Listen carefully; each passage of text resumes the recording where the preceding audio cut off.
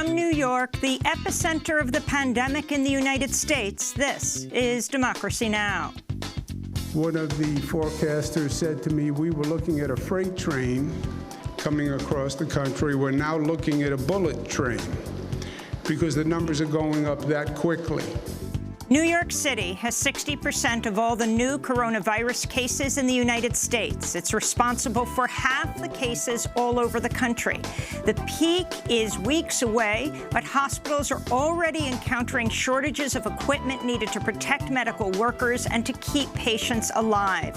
We'll get an update from emergency room nurses on the front lines. Then to Spain, fast becoming the other epicenter of Europe as the number of cases in Italy goes down. Finally, to Puerto Rico. We'll speak with San Juan Mayor Carmen Yulín Cruz. Las restricciones del estatus político de Puerto Rico nos prohíben en este momento. The restrictions of Puerto Rico's political status prohibit us at this moment from using tests that are available and are reliable around the world. That is the truth. All that and more coming up. Welcome to Democracy Now!, democracynow.org, The War and Peace Report. I'm Amy Goodman. U.S. Senate leaders have reached a deal with the White House on an unprecedented $2 trillion stimulus package to battle economic freefall caused by the coronavirus pandemic. The Senate deal would send $1,200 checks to most American adults with another $500 per child. It would create a $500 billion program to loan money to U.S. corporations and municipal governments, overseen by an inspector general and an oversight board. Another $367 billion would go toward a small business loan program. Hospitals would receive $130 billion, and state and local governments would get $150 billion in assistance. Progressive critics are calling for grants, not loans, to small businesses and warned the bailout centerpiece, the $500 billion loan program, could become a slush fund for corporate America. This is New York Congressmember Alexandria Ocasio-Cortez speaking on MSNBC. If we do not get this right, we risk small businesses across the country shutting down and big businesses experiencing a total payday with lack of accountability, further consolidating our economy. And that will create a generational issue. If we think income inequality is bad now, we really need to make sure that we get this right to prevent the worst possible outcome. An unemployment provision added to the Senate bill by Vermont Senator Bernie Sanders would see laid-off workers receive 100% of their salary, up to $75,000 a year, with tipped and gig economy workers covered. Economists at Morgan Stanley and Goldman Sachs estimate the U.S. gross domestic product could plummet by 30% next quarter, driving unemployment to nearly 13%. Here in New York, the epicenter of COVID-19 pandemic in the United States, Governor Andrew Cuomo blasted the Trump administration Tuesday for failing to respond to the magnitude of the crisis. Governor Cuomo says hospitals are already encountering shortages of equipment, including ventilators, crucial to keeping patients alive when COVID-19 cases peak, which officials now predict could come in as little as 2 or 3 weeks. FEMA is sending us 400 ventilators. 400 ventilators? I need 30,000 ventilators. You want a pat on the back for sending 400 ventilators? What am I going to do with 400 ventilators when I need 30,000? You pick the 26,000 people who are going to die because you only sent 400 ventilators. After Cuomo's criticism, Vice President Mike Pence said the federal government was sending 2,000 ventilators to New York. Speaking on Fox News, President Trump hinted more federal aid might be contingent on Cuomo and other governors ending their criticism of the White House. No, I think we're doing very well. But, you know, it's a two-way street. They have to treat us well also. New York has more than half the total confirmed coronavirus cases in the United States, though that's partly due to a massive increase in the number of tests carried out in recent days. Almost half the cases in New York are among people less than 45 years in age, from 18 to 45. Across the United States, doctors and nurses report a critical lack of personal protective equipment, or PPE, endangering their health and safety. The hashtag #GetUsPPE trended on social media, with medical workers reporting they've been forced to reuse a single N95 protective mask throughout the day, or even for days at a time, against standard protocol of changing masks for each patient. In Georgia, state officials say 2 healthcare workers who died late last week tested positive for COVID-19. In California, Governor Gavin Newsom said his state is 50,000 hospital beds short of what will be needed when COVID-19 cases reach their peak. Newsom says California is looking to procure more than 500 million masks and 1 billion gloves. In Los Angeles, where confirmed coronavirus cases reached 660 Tuesday, a 17-year-old has died from coronavirus infection, becoming the first known minor to die in the United States. In Washington, officials are inspecting infection controls at nursing homes statewide after finding the Life Care Center of Kirkland failed to identify and protect sick residents, failed to alert health officials about an outbreak of respiratory illness, and had no backup plan after the center's primary doctor fell ill from COVID-19. The outbreak at the long-term care center killed at least 37 people. New Jersey, which is second to New York among known coronavirus cases in the United States, reported its biggest single-day jump in confirmed cases, with 3,700 as New Jersey's death toll reached 44. In Minnesota, Lieutenant Governor Peggy Flanagan reported her brother, Ron Golden, died in a Tennessee hospital over the weekend after contracting COVID-19. And Minnesota Democratic Senator Amy Klobuchar, the late presidential candidate, now senator, says her husband, John Bessler, remains hospitalized with serious COVID-19 symptoms. Senator Klobuchar spoke to Good Morning America Tuesday. Well, today he's still on oxygen. The reason he was hospitalized is he had pneumonia, he was coughing up blood, and his oxygen levels were dangerously low. So he's been there for a few days now. Amy Klobuchar is in Minnesota. Her husband is on the East Coast, hospitalized. As U.S. coronavirus cases continue to grow on an exponential curve Tuesday, with the number of known cases topping 54,000, President Trump said he hoped to reopen the U.S. economy and end restrictions aimed at slowing the spread by Easter Sunday, less than 3 weeks from now. So I think Easter Sunday, and you'll have packed churches all over our country. I think it would be a beautiful time. His deadline of Easter Sunday defies all of his scientific advisors. In Virginia, Christian evangelical leader Jerry Falwell Jr. defied calls for the closure of Liberty University, where he serves as president, welcoming thousands of students back from spring break, ordering faculty members to report to campus. Falwell is one of President Trump's most prominent supporters. In Florida, Republican Governor Ron DeSantis asked people over 65 and anyone who's traveled from New York State over the last 3 weeks to self-isolate for 14 days. Governor DeSantis has not ordered a statewide lockdown, and some Florida beaches remain open.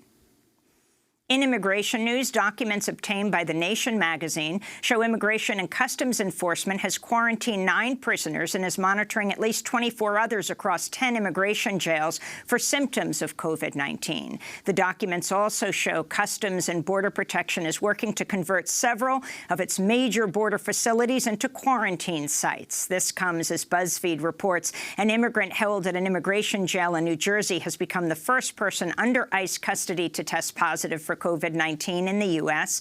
At the U.S.-Mexico border, the Trump administration says it'll delay all hearings scheduled for the next month for asylum seekers who've been forced to remain in Mexico.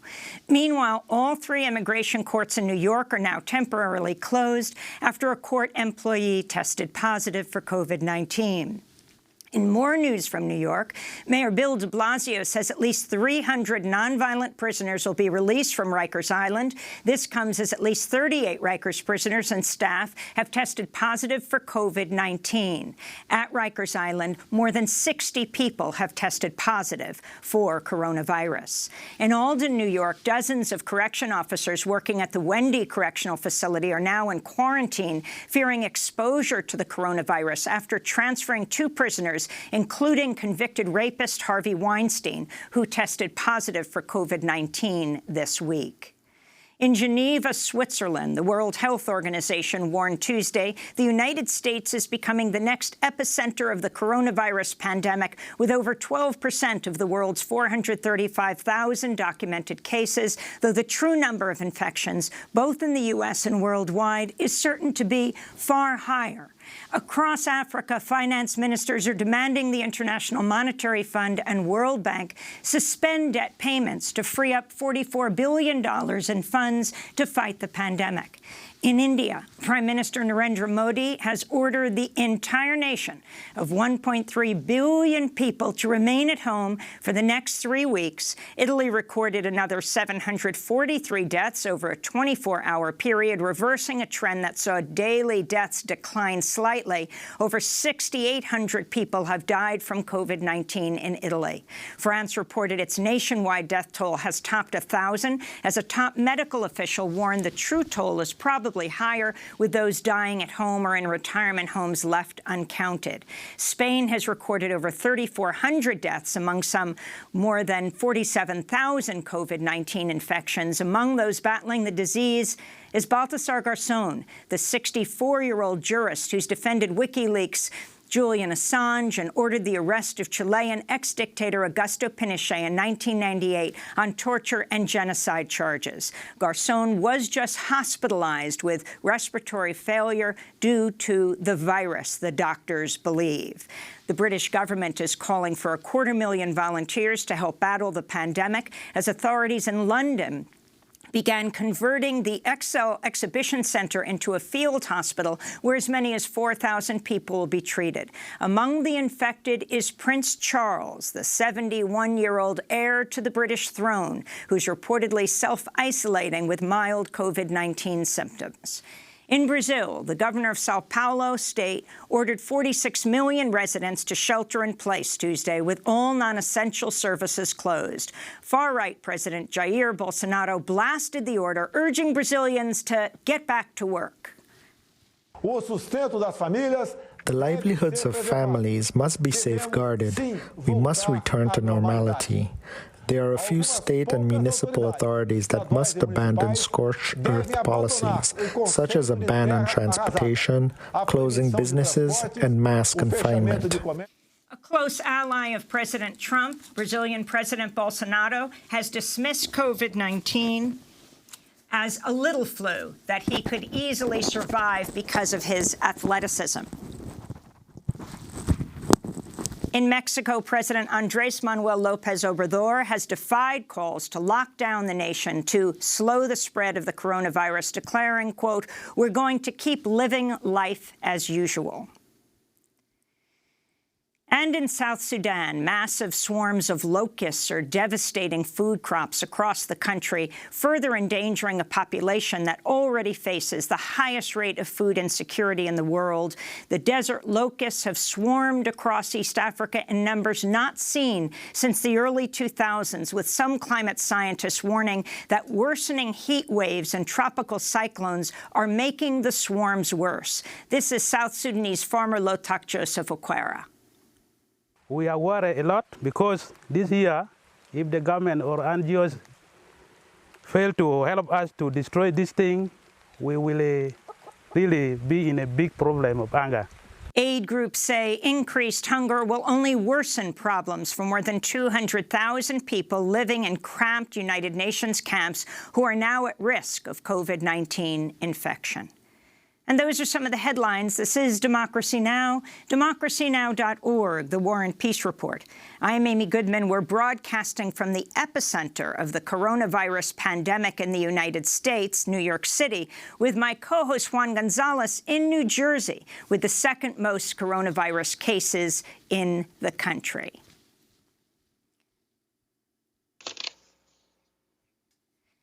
The New York metro area has 60% of all the new coronavirus cases in the United States and is responsible for half the cases all over the country. The death toll in New York is 271, with more than 26,000 confirmed cases. Almost half the cases in New York are among people between the ages of 18 and 45 years in age. Federal officials say anyone who travels from New York City should self-quarantine for 14 days. New York Governor Andrew Cuomo said Tuesday the number of hospitalizations is expected to peak in the next 40 days. 4 temporary hospital sites will be built to address the shortfall of hospital beds, including one at the Jacob Javits Convention Center in Midtown Manhattan. Cuomo blasted the Trump administration for failing to respond to the magnitude of the crisis and said hospitals are already encountering shortages of equipment needed to protect medical workers and to keep patients alive. FEMA is sending us 400 ventilators. 400 ventilators? I need 30,000 ventilators. You want a pat on the back for sending 400 ventilators? What am I going to do with 400 ventilators when I need 30,000? You pick the 26,000 people who are going to die because you only sent 400 ventilators.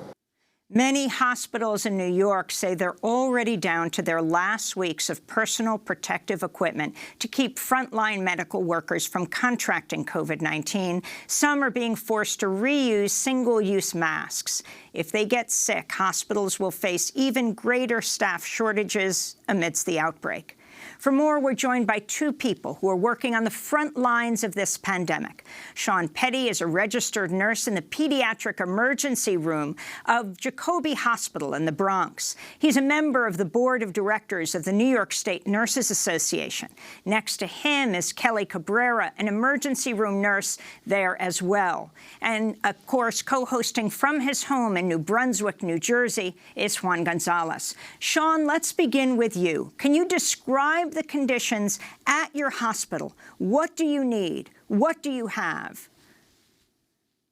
Absolutely. Well, the first thing that we need for first and foremost is we need N95 masks. N95s are the only proven prevention in terms of masks for healthcare workers for N95 or for COVID-19. In Wuhan, China, they once they realized that healthcare workers were becoming infected, and they imported 42,000 healthcare workers to help with the crisis. They outfitted them with N95 masks and full protective equipment, personal protective equipment, or PPE as we call it, and they achieved an unbelievable 0 out of 42,000. Non-infection rate. So 0 healthcare workers out of 42,000 with full PPE were infected after they were imported into Wuhan, China. So we know that N95s are the only significant protection that we have against this virus, and they are the item that is in most severe shortage in this country. Just this morning, as I was walking into the hospital, and we started hearing about reports of this last night. Our command center has been telling nurses that the one N95 mask that they are distributing is the only N95 mask that they're going to be getting for an entire week. So this is a profound...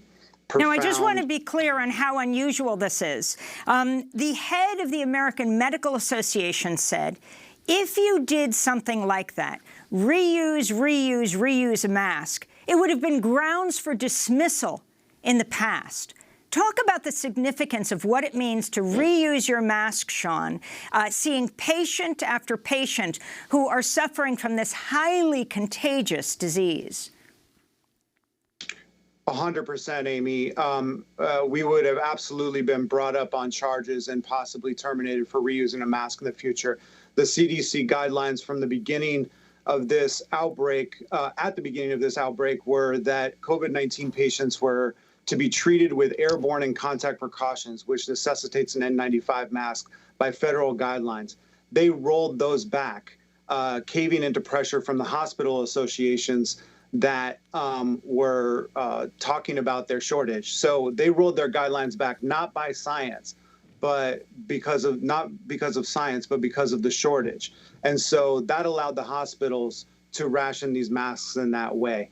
And so what it means is that we use a mask, we touch the mask, we take care of patients. Our hands could potentially become contaminated. Our hands then contaminate our mask. And then when we reuse it, we potentially contaminate ourselves, and then we're putting other patients at risk. Now, we take care of patients who are suspected of COVID-19. We take care of patients who have COVID-19, and we take care of patients who don't have any symptoms of COVID-19. So we, of course, as healthcare workers, then are not only infecting ourselves, not only infecting each other as healthcare workers, because it's very difficult to practice social distancing in a healthcare setting when you're, like me and Kelly are, in traumas, in tight quarters, taking care of patients. We're infecting each other, and we're potentially infecting other patients. So to contaminate our own masks and to compromise the integrity of those masks repeatedly makes those masks absolutely useless at a certain point. And you're absolutely right that this is something that is not something that the hospitals would have disciplined nurses prior to this, and something that they're mandating us to do in this current context. Kelly Cabrera, I'd like to ask you about another critical component of the best possible care, the issue of ventilators. We heard Governor Cuomo blast the federal government for not providing sufficient numbers of ventilators. What's the situation in your hospital with ventilators? So I work at the same hospital as Sean, in the adult emergency room. And so I am taking care of the older population. And we have been seeing, as you guys had stated before, the numbers between 18 and 45, like those numbers are a lot higher. We know we don't have enough. It's a discussion that doctors are having, that nurses are having. It's a conversation that is way out in the open. Previously, prior to coronavirus, if there was a patient coming in who we knew needed a ventilator, it was no questions asked. You went in and you provided that care, and that was it. And we're starting to see those situations where, unfortunately, we have to debate, is it worth it's horrible to say it this way, but we really have to debate, is it worth exposing all of our workers when we know that we don't have the right equipment, and when we know the machines aren't going to be enough? So those conversations are starting to happen. I've heard at other facilities in the Bronx already that ventilators have run out. For us, that hasn't happened yet, but it's definitely not looking good. It's going to happen, and it's a conversation that unfortunately we're forced to have now. And I'd also like to ask you, Kelly, about the Governor Cuomo has asked all the hospitals to increase capacity by 50% in terms of beds. Have you seen that process begin in your hospital? And of course, increasing the number of beds also requires having more staff as well to deal with those beds. How has that been playing out in your hospital? That is starting to happen now. I think a really big message here is that we have to remember that a lot of the issues that we're seeing come up now, they're not new issues. So prior to coronavirus, we were already holding patients in our emergency room for days at a time, not just our emergency room. I know that this happens across the country in several hospitals because hospitals have always been stretched to their limit. So now we're just adding the stress of a pandemic to it, and it's pushing us to new places we've never seen before. So we have opened up new spaces in the hospital. Prior to this, we had advocated for that space before for the previous patients that we were holding in the emergency room, and now that space is being used by shuffling other patients in the hospital to that empty space in order to make more rooms on the floors for more ICU patients. I know there's been conversions of different units into, they're specifically going to be for ICUs. Yesterday, our waiting room started, they started construction in our waiting room to expand an area for where these patients will be taken care of. Like they are building a wall within our waiting room because we have to do it one way or another. Like, to increase 50% capacity, it's making us do the craziest things. We're putting patients together that perhaps we wouldn't have put together before. We're trying to put people, the biggest issue right now is space, lack of equipment, lack of ventilators, but we know that the surge is going to happen, and all we're trying to do is best prepare for it. And unfortunately, it's making us make some really hard decisions. Kelly Cabrera, can you talk more about testing of healthcare workers like you? What kind of access do you have to healthcare tests? I mean, I believe something like 4 in 5 cases, people are infected by people who are asymptomatic. Now, certainly you are on the front line. You're using and reusing your protective equipment. If you're feeling sick, what kind of access do you get to tests? And then how long do you have to wait and work while you might not be feeling well before you get results? So we've been told that if we don't feel well, we are supposed to, we should be going home. It's kind of what's being said. However, we know I've experienced, from speaking to other, from other workers that have gone through this, it's basically you have to have a fever, body aches, and they ask you basically the same symptoms as we would ask any other patient that comes into the emergency room. However, for us, we have to, it's not guaranteed that we're going to get a test just because we work on the front line. So initially we were advocating for that, being that we knew that a lot of us were getting exposed, and obviously we might not display symptoms and we might be passing it along to other people. But I think from what the mayor had said as well, it's just we have to all basically assume that we have it. From other workers that I've heard that have been tested, and have been told that they are positive, they are to stay at work. They're to stay at home for 7 days and then wait the 3 days, have at least 3 days without a fever before being able to return to work. It's not guaranteed that we're going to get tested at all. We have to go through the same process. We have to call 311. I believe our hospital also has a different hotline for us as well. But basically, we're following the same guidelines as the general public, even though we have arguably the most exposure. I'd like to ask Sean, going back to this issue of hospital capacity, over the last few decades, and certainly during the period that Governor Cuomo has been in office, the number of beds available per patient in the United States and many states has declined dramatically, mostly because hospital managers see empty beds as not money-making, so they want to reduce the number of empty beds as much as possible, so they staff fewer and fewer beds. Could you talk about these past policies, and now with this sudden crisis, how the chickens have come home to roost in terms of this maximum bottom line for hospitals? Yeah, absolutely. And I would just add that it's not just hospital managers. It's actually, all of the people who are making political and economic decisions around public health in the city and the state. So, for instance, I would call Governor Cuomo probably the single most important person in terms of the drive to close down hospital beds in this state over the last 20 years. In New York State, we've gone from 73,000 beds to 53,000 beds from the year 2000 to the present time. So specifically because of policies that Governor Cuomo has pursued, we are now 20,000 beds behind where we need to be in terms of trying to scale up our capacity to these unprecedented levels. Governor Cuomo estimates, I think this week, that we need 140,000 hospital beds to have enough capacity to treat patients that need oxygenation and hospitalization during this crisis. So we're starting at 53,000 instead of 73,000 to scale up to this, to scale up to the need that is being estimated.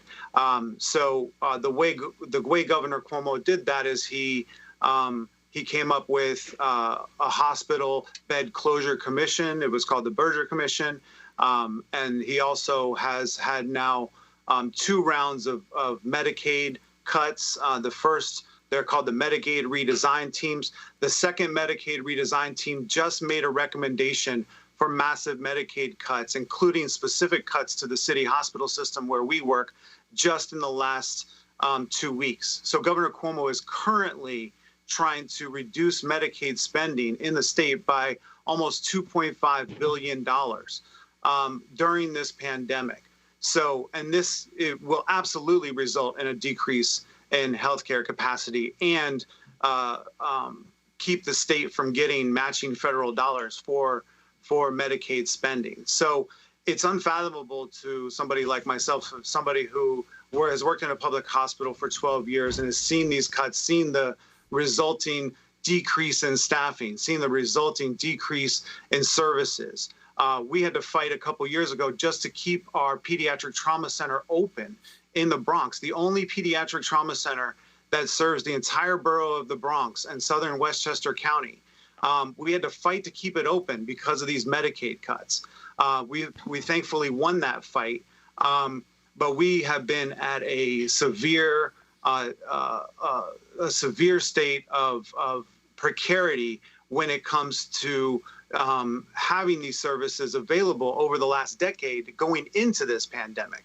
So, and these are because of these specific policies of Medicaid cuts and hospital closures that have been explicitly pursued. And it's very easy to find all of the quotes from Governor Cuomo, from the Medicaid redesign teams, from the Berger Commission about these hospital closures in New York State over the last 2 decades. Oh, and we don't want to keep you, Sean. We know you're right now scheduled to go on duty. What gives you the courage to be there day after day with the massive exposure that you have? Well, I think a sense of duty to my patients. If we don't show up, if we're not there, nobody else is going to be. And I would also just add that I know nurses are getting a lot of attention right now, but it's also our housekeepers are heroes right now. Our nurses' aides are heroes right now. The doctors, we all are coming to work. We all are doing making Herculean efforts to make this thing work. We all are exposing ourselves to these risks. And we know that we're at the very tip of the iceberg.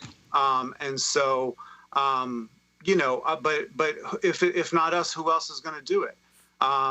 And we only ask, we do this, you know, I've done this for 12 years. Kelly's done it for 6 years. We do this every day. We face adverse conditions every day. We face going into battle short-staffed. We face these things. So it's not something. It's something we're used to. It's something we're prepared for.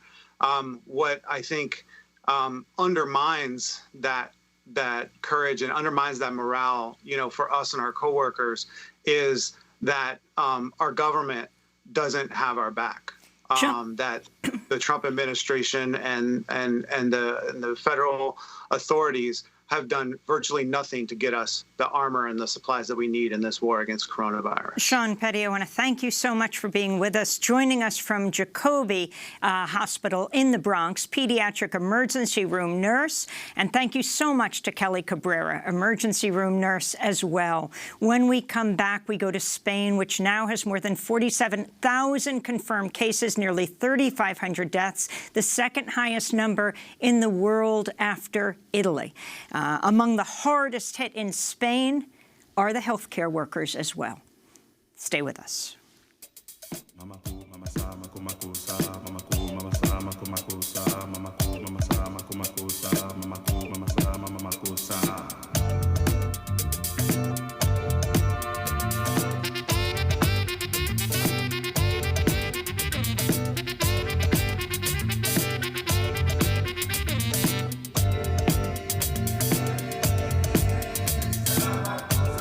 Sumanye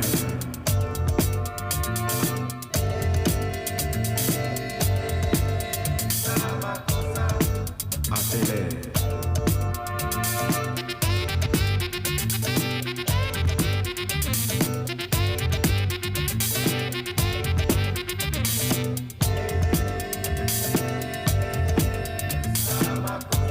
Mosoma, Mosoma.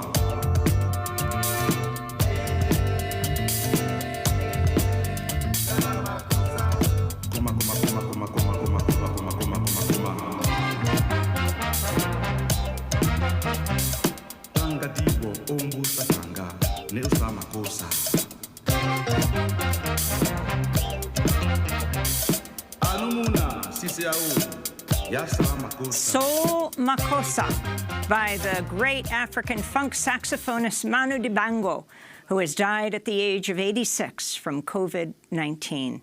This is Democracy Now!, DemocracyNow.org, the War and Peace Report. In the music we were just playing, for those watching online or television around the world, we were showing dancing doctors and medical workers from China to Iran who are getting up their energy to deal with this massive pandemic.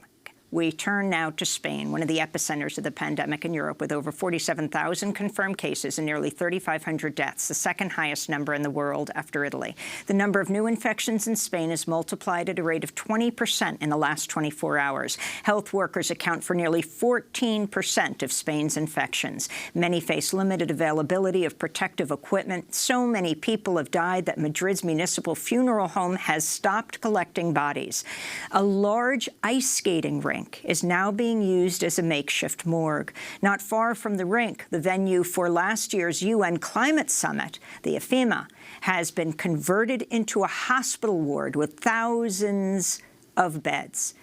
Spain's government has opened an investigation after soldiers found unattended bodies in some of the nursing homes the military has been disinfecting.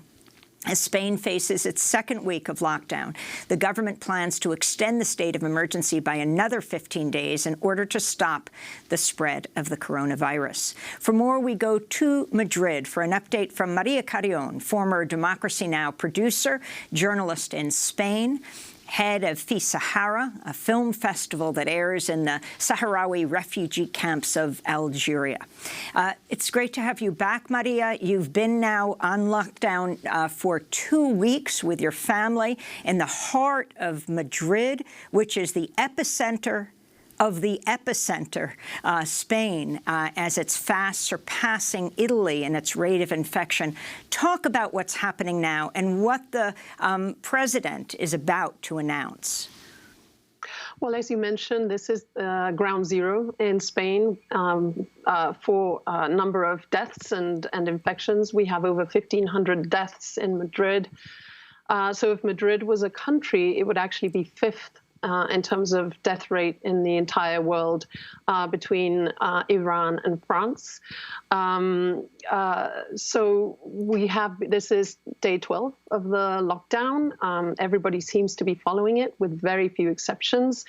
Hospitals are beginning to be overrun with cases of coronavirus. The ICU units are at capacity, and we have a scarcity of every kind of material that you can possibly imagine. So this is a repeat of what happened both in China and in Italy. Catalonia, the region of Catalonia, is also hard hit. It is now has the highest infection rate, new infection rate in the country. And as you mentioned, 14% of healthcare workers, at least, have been infected, which has taken out over 5,000 people from giving care. They do not have the protective gear, as I was hearing Sean and Kelly speak. The same thing is happening here as well. People are having to either recycle their gear or simply just make their own with whatever is lying around at home. So today, Parliament is an empty, almost empty Parliament will be convening. So via online telematic vote, they will be debating the extension of the state of exception.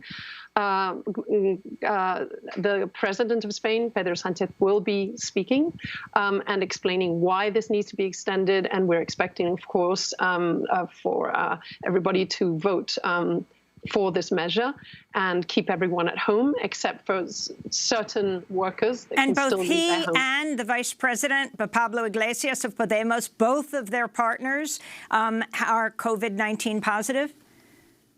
Their partners are COVID-19 positive, and they have gone in and out of isolation. They have broken their quarantine a few times to attend meetings, but now meetings are all at a distance. There are a lot of politicians infected. We talked about this a few days ago, and of course the list is just increasing of politicians in Spain who are either in quarantine because they've been very close to virus infections, or actually have tested positive and either at home or in hospital. Garzón, we still don't know. Baltasar Garzón, the very renowned judge, we still don't know if he is positive, but it is a suspected case because he has all the symptoms and was hospitalized for respiratory distress. The most vulnerable people here, Amy, are the ones that are really of concern. You mentioned the nursing homes where these bodies were found. In the news yesterday, they were interviewing health workers, caregivers in these and other nursing homes, and the director of one of these homes, the Maravilla Center in Madrid, was running a fever, sick, but still at work and crying because she said that she didn't have backups. She suspected all of her staff was infected, but they could not stop working and caring for the elderly patients, most of which they feared were also infected and some of which had already died. So this, hearing Sean and Kelly talk about how these are pre-existing problems here too. Nursing homes have been a problem for a long time, understaffed, underfunded. These are publicly financed but privately run facilities where oversight is not very good. And so we're seeing a result of this. Our elders are dying. Maria, I wanted to ask you about other vulnerable populations, those in the prisons of Spain, as well as the migrants. There's a huge migrant population, especially from Northern Africa in Spain. What's the situation with migrants who are perhaps in detention or in precarious living situations? Some centers are letting some people go, but it's still a pending issue. There's not enough being done, both in these migrant centers where people are being held and also in prisons, jails and prisons in Spain. This is something that has not yet been dealt with. And I wanted to ask you, the New York Times had a very an amazing article today talking about medical doctors in the United States apparently hoarding potential treatments, especially these drugs, chloroquine and hydrochloroquine, that President Trump has been touting, that these doctors have been prescribing them all around the country for themselves and their family members, in essence, hoarding them. And now pharmacists are complaining that actually doctors are involved in this.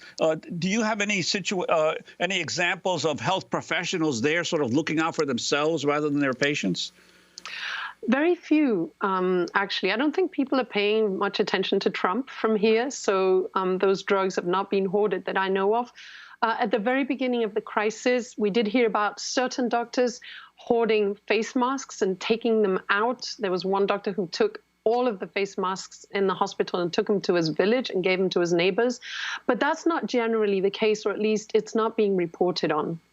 And Maria, if you could talk about the IFEMA, we were just with you working at the convention center, which has now been turned into a massive hospital. Ironically, the place where the UN Climate Summit was, and we've been dealing with this issue of the connection of climate crisis to these viruses that we're seeing increasingly, and also the skating rink, which is very personal for you, being used as a morgue.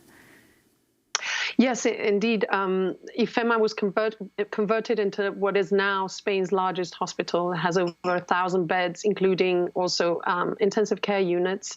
And it doesn't just bring in patients, coronavirus patients, who, for the most part, are not the most serious of cases. It also has opened a section for the unhoused. So there's about 150 beds for people who do not have shelter or are being kicked out of shelters when in the morning and they need a place to be and health care. So IFEMA has transformed itself and is now just full of beds, and hundreds of people sleep in one same wing. That's one thing. The ice rink is actually a big mall. It's located close to IFEMA, as you say, but not only that, very close to my daughter's school. It is a place where they've gone ice skating, where they regularly meet with their friends and have lunch. There's movie theaters. They've celebrated birthdays. And we all of a sudden saw all these hearses enter this place. And so my older daughter, Gabriela, said, I don't think I could go there again with my friends. Maria, we're going to be touching back with you. Maria Carrion, former Democracy Now! Producer, living in Madrid, Spain, where she's a freelance journalist. She has been holed up with her 2 daughters and her partner for the last 2 weeks. Maria runs 3 kilometers a day in her apartment, and it's not large.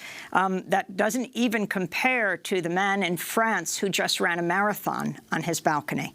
This is Democracy Now! When we come back, we go to Puerto Rico to speak with the mayor of San Juan, Carmen Yulín Cruz. Stay with us.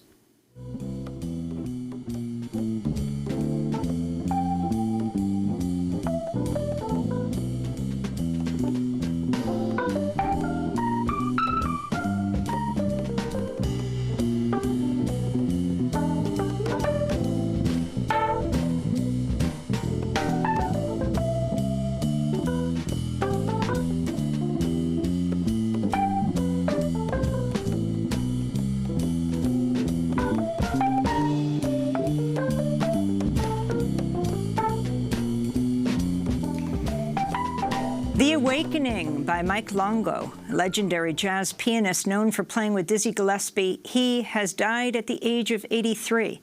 The cause, the coronavirus. This is Democracy Now!, DemocracyNow.org, The War and Peace Report. I'm Amy Goodman with Juan Gonzalez as we head to Puerto Rico, which just announced a record $787 million financial package to fight the economic impact of the pandemic. It's a bigger package than any U.S. state so far, comes as the island's death toll hits 2, with 51 cases reported. Measures include a 3-month moratorium on mortgage payments and other loans, bonuses for essential service providers, such as medical staff and police, new tablets and educational tools to improve remote education. Governor Wanda Vasquez said Puerto Rico's public sector employees will keep getting paid, and small businesses and self-employed workers will receive cash to cope with the crisis. She ordered an island-wide curfew and the closing of non-essential businesses. The pandemic follows a series of devastating earthquakes in Puerto Rico earlier this year and comes as the island continues to deal with the fallout from Hurricane Maria, which devastated Puerto Rico's infrastructure and killed at least 3,000 people. For more, we're joined on the telephone by San Juan Mayor Carmen Yulín Cruz, and co-hosting with us from his home in New Brunswick, New Jersey, is Juan Gonzalez. Mayor Cruz, welcome back to Democracy Now! Can you talk about what's happening now in Puerto Rico? I understand you've just opened a drive-by testing center. Yes, that is correct. First of all, I hope everybody's safe and staying at home as much as you can.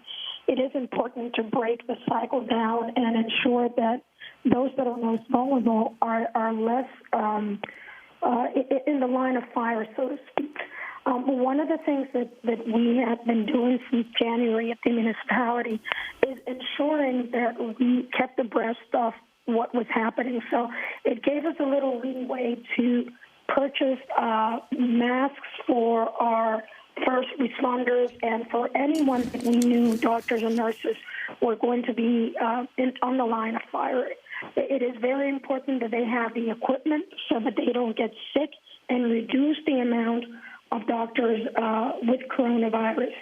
Because, you know, if you lose your doctors and you lose your nurses and your lab technicians, who's going to take care of everybody? So we started working on that. As you know, and you mentioned, we started a curfew in Puerto Rico. The 9th of March, we started taking measures in San Juan. On March 13th, we signed a contract with Quest Laboratories that provided us with an amount of tests, the PCR. Those are the testing that it's a swab that goes in your nostrils and both nostrils, and it has a 95% effectiveness ratio. So we needed to have a way that would be fast and quick for people that had symptoms. That's very important. People have to have symptoms. Now, there are, of course, vulnerable populations like people on dialysis or cancer patients or HIV patients, which we are monitoring on a daily basis from what we call Clínica Vida, which is, we call it our life clinic, where our HIV adult and pediatrician patients, we are calling them on a daily basis to see if they have any symptoms. So we have established, let's say, a priority, because we don't have, as anybody else in the world, we don't have as many testing kits as we would like them to have. These tests are sent to California. It takes about 4 days after they get there, which they get there in 1 day, and we are already starting to receive results. In the case of San Juan, only one person has been positive from our testing at the municipality, and of course, we are sending those numbers to the state and to the CDC. It's been very effective. We thought we were going to have 25 patients a day, Monday, Tuesday, and Wednesday. Monday of this week was our first official day. Yulene, we have a bad connection, but I want Juan to get one more question in before we move on. Juan? Yes, Mayor, I wanted to ask you about the federal package that's being crafted, voted on, hopefully today in Congress. Often the congressional bills either exempt Puerto Rico or reduce payments to Puerto Rico compared to other states. Do you have any sense yet of whether the proposals in the Senate and in this package will include, for instance, the $1,200 payments to every American, $500 for every dependent, and also extended unemployment benefits, whether those will apply to Puerto Rico as well? We have been told that they would, and we are currently checking on that. As you know, the bill was approved yesterday. But one of the things that I think it's evident is that with the Trump administration and FEMA, we have to continue to remind them time and time again that we are people and that we deserve to be treated with the same sense of justice, urgency, and dignity as anybody else. This past weekend, FEMA exempted everybody from the Buy America First, and they did not exempt Puerto Rico, they did not exempt Washington, D.C., and they did not exempt any of the other territories. And frankly, we had to raise hell. And I want to thank Lidia Velázquez for being a very clear voice in that area, and Benny Thompson, the congressman that chairs the Homeland Security Committee, for being strong voices for the people of Puerto Rico. I just don't know why one has to continue here in Puerto Rico and in the States to tell the Trump administration that people go before money and that this is about saving lives. It is not about politics. Carmen Yulene Cruz, we thank you so much for being with us. Mayor of San Juan, Puerto Rico, we hope to touch base with you soon with a clearer phone line. This is Democracy Now!, DemocracyNow.org, The War and Peace Report. I'm Amy Goodman with Juan Gonzalez. Calls are growing for Republican Senator Richard Burr to resign after he reportedly sold up to $1.7 million worth of stock after receiving privileged briefings about the coronavirus threat to the global community months ago. ProPublica reports Burr, the chair of the Senate Intelligence Committee, unloaded his holdings on February 13th in 33 separate transactions. At the time, he had access to classified information about the coronavirus and was receiving daily intelligence briefings. The stock market began plummeting a week later. The news came after NPR published a secretly recorded audio tape of Senator Burr addressing business leaders and members of the elite Tar Heel Circle at a luncheon in Washington on February 27th, when the U.S. had just 15 confirmed coronavirus cases. It is much more aggressive in its transmission than anything that we have seen in recent history. It's probably more akin to the 1918 pandemic. Senator Burr said, quote, "It is much more aggressive in its transmission than anything that we have seen in recent history. It's probably more akin to the 1918 pandemic." Burr's actions sparked condemnation across the political spectrum, from Democratic Congressmember Alexandria Ocasio-Cortez of New York to Fox News host Tucker Carlson. Well, for more, we're joined by one of the reporters who broke the story, Derek Willis of ProPublica. Welcome to Democracy Now!, Derek. Again, joining us on Democracy Now! Video stream from his home, as so many of our guests are, to protect themselves and the community from COVID-19. Juan with us from his home in New Brunswick, New Jersey. Derek, talk about what you found. And it's not only Senator Burr, but talk about what he did. Sure. Well, Senator Burr, as you said, made 33 separate sales transactions on February 13th of stock holdings. Now, because of the way that these stock trades are reported, we don't know the exact amounts. We have a range of amounts. And so the amounts here, they range in total between $628,000 to up to $1.7 million of value. And the thing about this is, Senator Burr is not the only senator or member of Congress to trade in stocks. He's not the only person to sell stocks this year. But the volume of his trades and the timing of it, and in addition to what NPR reported about his public and private comments, they really set him apart compared to a lot of his colleagues in terms of the sort of the uniqueness of his situation. As the chair of the Intelligence Committee, Senator Burr was getting, as you said, classified briefings about threats to the nation, including from coronavirus, in the weeks before he made these trades. And Derek, I want to ask you specifically about that. Were there particular hearings that he was privy to just before these trades occurred? We don't know exactly what was said in these briefings. There was a Senate-wide briefing late in January about coronavirus and what it could mean. That was available to all senators. Senator Burr did attend that briefing. Not every senator did, but that wasn't a classified briefing in the same way that Intelligence Committee briefings are. And so the part of this that we don't know is we don't know what he has learned in some of those classified briefings. He has said that his trades were based on public information, what he simply saw on CNBC or other networks that talked about sort of the financial aspects of the financial impacts of coronavirus. And can you talk about the other senators? You did say, people do sell whether or not they have privileged information, but Republicans, James Inhofe of Oklahoma, Kelly Loeffler, the new senator from Georgia, Ron Johnson of Wisconsin, Loeffler married to the chair and CEO of the New York Stock Exchange. That's right. And I think, like I said, I want to make clear that Senator Burr's were sort of in a class by themselves. But with Senator Loeffler, obviously one of the interesting aspects there is the fact or connection to the New York Stock Exchange and through her husband. Her investments, I think, are different in some respects in that they appear to be, at least from everything that we know and what she has said, they are traded by someone else, and she is informed of the trade after the fact. That's actually not uncommon for members of Congress, particularly those with significant wealth, to have sort of a third party do the trades for them. Of course, we're relying on their say-so. We only have a minute, but Burr has called for an ethics investigation to exonerate him.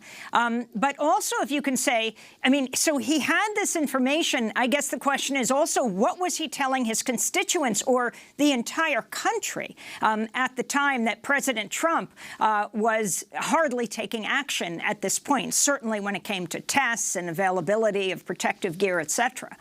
Right. The message he was putting out was essentially that the United States is in a good position to act against, to mitigate the effects of this virus, while at the same time he was selling these stocks.